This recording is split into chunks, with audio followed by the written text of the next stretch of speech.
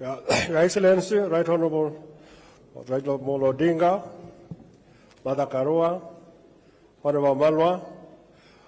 Kwa majina mimi naitwa Joseph Ngeno, Azimio Chairman, Bomet County.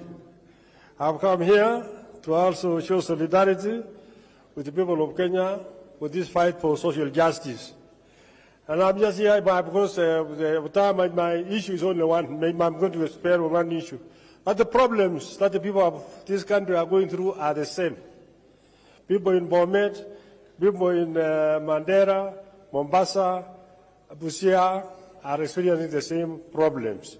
Kama hii shida ya mshahara, for example, I'm a retired civil servant, mimi sijalipwa, ingawa mimi natoka huko upande huko ambao watu wanaweza fikiria wanapata special treatment.